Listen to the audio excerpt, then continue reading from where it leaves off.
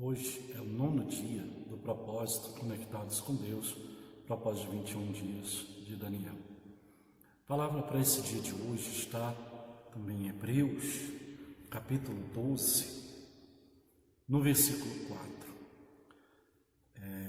As provações revelam o amor de Deus, o amor paternal de Deus para com seus filhos. Nós temos buscado alcançar esse amor, mas é necessário entender que no amor há ensinamento, no amor há entrega, no amor há repreensão. E quando se fala das provações, aquele que ama Deus, ele procura estar olhando para Deus, olhando para o Senhor, para não cair nas tentações e não naufragar na sua fé. Até em Hebreus aqui 12, no capítulo 12, versículo 2, diz assim: olhando firmemente para o autor e consumador da fé, Jesus, o qual, em troca da alegria que lhe estava proposta, suportou a cruz, não fazendo caso da ignomia, e está sentado à destra do trono de Deus. Você vê que Jesus trocou a glória dos céus pela cruz, em um propósito de salvação para nós, Então, a Bíblia diz aqui que, olhando firmemente para o autor da fé, Jesus ele abriu mão da glória para viver pela fé sacrificial, de um sacrifício por nós hoje, um sacrifício perfeito, aonde que aqui diz assim que em troca da alegria que ele estava a propósito, suportou a cruz.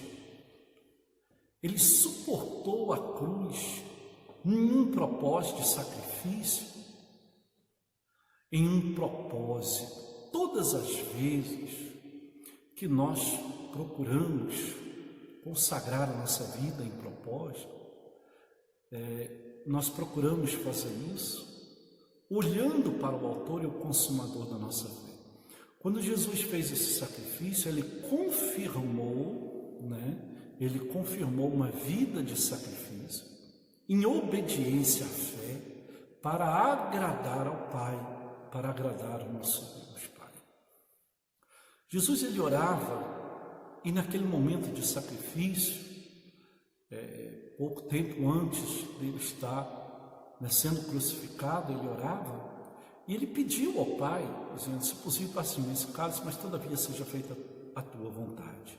A gente vê que o propósito de Jesus, a qual ele nos mostra, consumando ali, sendo autor da fé, vivendo a fé sacrificial, ele nos mostra o exemplo de que o importante no sacrifício é a vontade de Deus. Muitas das vezes, o propósito ele não nos traz uma alegria momentânea, uma alegria mundana. Ele não traz alegria para esta vida mundana. Parece o oposto de alegria, parece sacrifício, difícil sacrifício de dor, sacrifício onde que muitas das vezes a gente pensa que a gente não vai conseguir, e muitas das vezes esperando uma aprovação, às vezes somos até reprovados, mas Deus nos mostra que isso é necessário. Ele nos mostra que é necessário isso, e Ele vai dizer isso aqui sobre as provas. Provas revelam o amor paternal de Deus para com seus filhos. Então os filhos, como nesse propósito nós estamos, procura fazer a vontade do Pai, procura obedecer ao Pai, e quando por ele é repreendido, entende que é um cuidado, é um zelo de Deus. E ele vai dizer assim no versículo 4: ora, a vossa luta contra o pecado ainda não tendes resistido até o sangue. Aqui nessa palavra ele nos mostra que na nossa luta contra o pecado nós não temos resistido até o sangue. Quantas vezes achamos tão difícil resistir ao pecado, achamos que é difícil demais, que o fardo é pesado demais, que não vamos conseguir. Ficamos preocupados olhando para a situação que nós estamos vivendo e pensando: por que será disso? O que está acontecendo? Será que eu vou conseguir? Deus fala que, até 1 Coríntios 10, vai falar que não vem tentação que não seja sobre-humana, quer dizer, que a gente não possa suportar. Mas aqui ele está dizendo que ainda não resistis até o sangue, quer dizer, todas as vezes que nós procuramos resistir à vontade, né, da carne, às vezes contra o pecado, nós às vezes falamos assim: olha, eu tenho lutado contra isso, mas não dei conta, não consegui. A palavra de Deus está dizendo que é porque não estamos lutando e não estamos resistindo até o sangue, quer dizer, até o fim, porque nós podemos em Cristo Jesus suportar. Essa tentação não será humana, e as provas de Deus, a certeza da prova de Deus, do amor de Deus, está aqui nas provações. É no momento em que nós temos que resistir ao pecado, no momento que nós enfrentamos as lutas, é que fica provado se eu sou filho de Deus ou não. Mas o filho de Deus, no meio às lutas, os seus olhos estão no Senhor. Como aqui em Hebreus 12:2 diz, olhando firmemente para o autor da fé. Os nossos olhos têm que estar em Jesus o tempo todo. Nós não podemos tirar os olhos de Deus, assim como um competidor em uma competição, um atleta, ele treina para participar de uma competição e ele coloca os olhos no troféu, ele coloca os olhos na vitória e não tira. Mais que isso, tem que ser o cristão, está olhando para o consumador da fé, sem tirar os olhos de Deus, para poder vencer as tentações, né? Olhando para o consumador e autor da nossa fé, para entendermos que em Cristo nós podemos vencer pela fé, né? E ele diz assim no versículo 5: estais esquecidos da exortação que como filhos discorre convosco, filho meu, não menospreze a correção que vem do Senhor, nem desmaie quando por eles és reprovado. A gente entende que Deus, Ele nos permite passar por algumas provações, por algumas lutas, provando a nossa fé e até nos repreendendo para o nosso bem. A correção de Deus é para o bem. Quando nossos pais, terrenos aqui, né, o pai e a mãe corrigem seus filhos, com qual objetivo eles corrigem? O pai e a mãe aqui na terra, ele corrige os seus filhos com o propósito de moldar o caráter deles. Assim é Deus para conosco. Deus nos corrige, nos repreende para nos dar o caráter, um caráter do pai, um caráter de honestidade, um caráter de firmeza, um caráter de integridade, um caráter de santidade. Aí ele diz assim, versículo 6, porque o Senhor corrige a quem ama e açoita todo filho a quem recebe.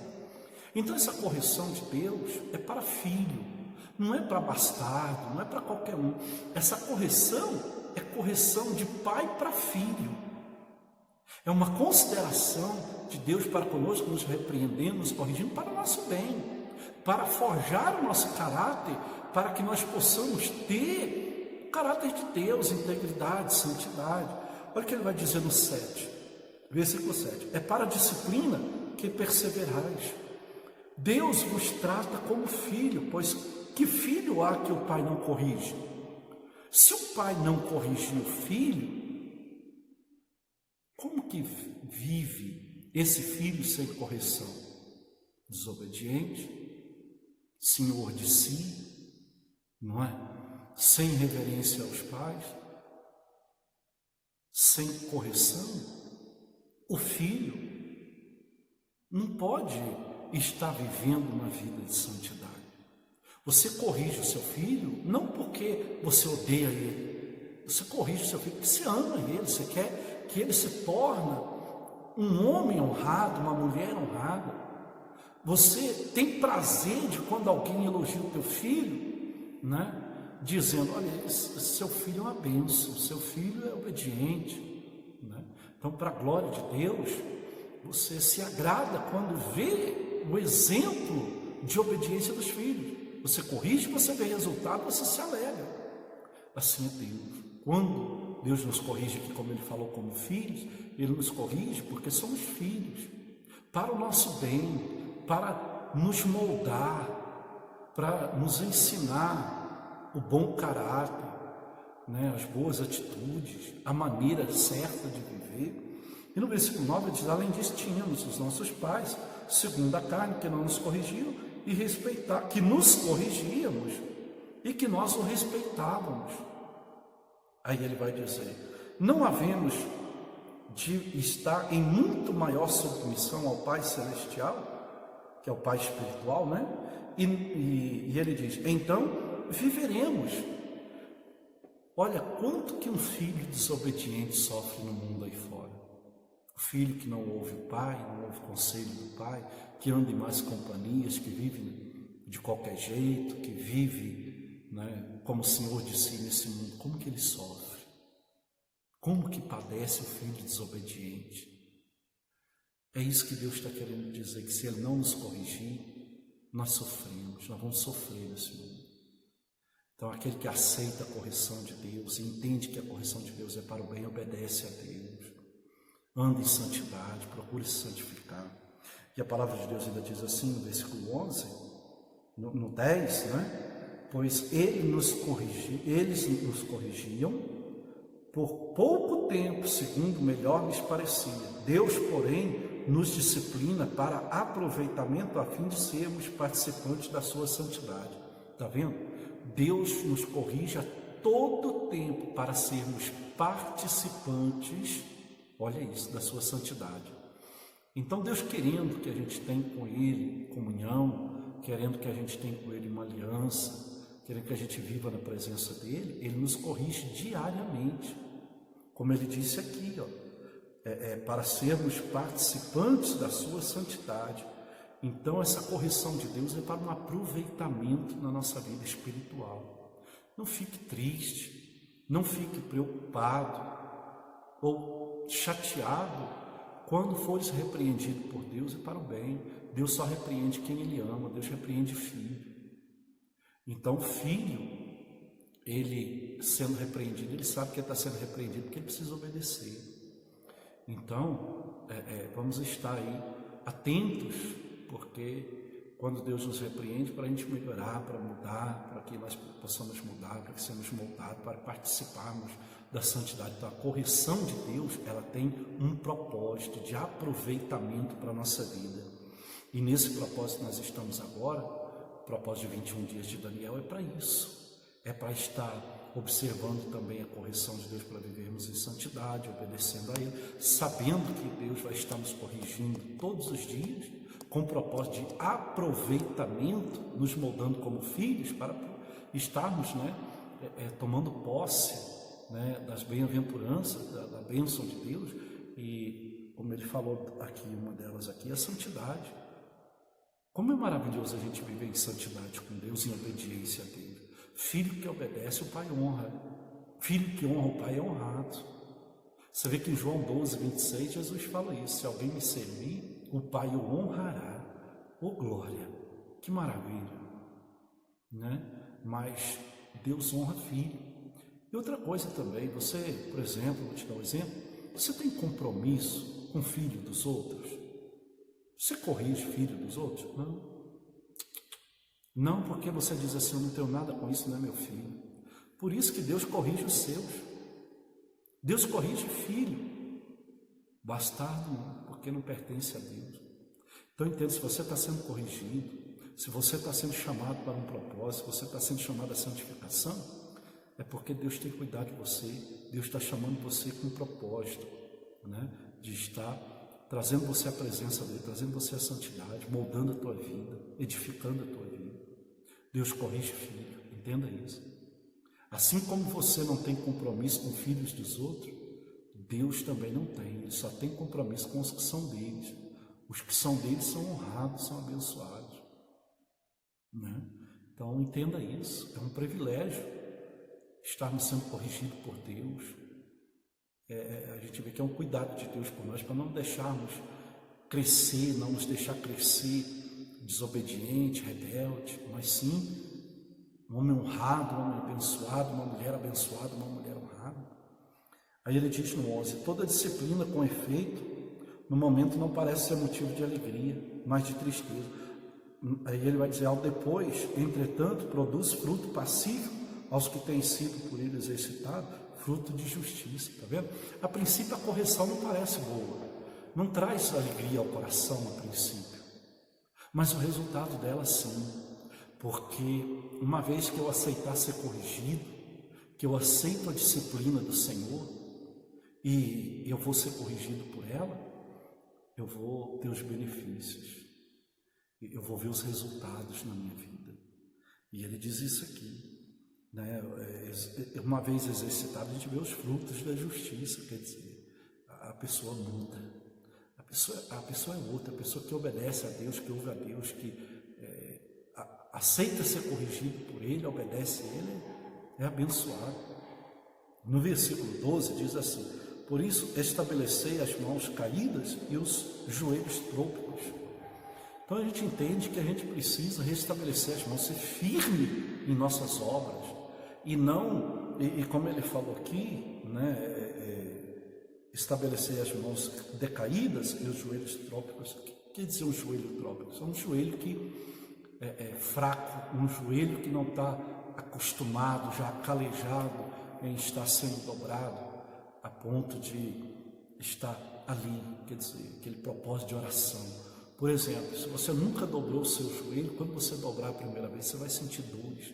Mas se você tiver o hábito de estar dobrando o seu joelho, estar em oração sempre, todas as vezes, o seu joelho vai criar uma resistência que a partir do decorrer dos tempos, você vai ver que você já não sente mais aquelas dores, já não tem mais aquele incômodo de antes. Por quê? Porque você exercitou aquela prática, a oração, né? E é assim que tem que ser. O filho que é corrigido, ele ora para Deus corrigir ainda mais. O filho que é corrigido por Deus, ele ora e ele firma os seus passos no caminho certo.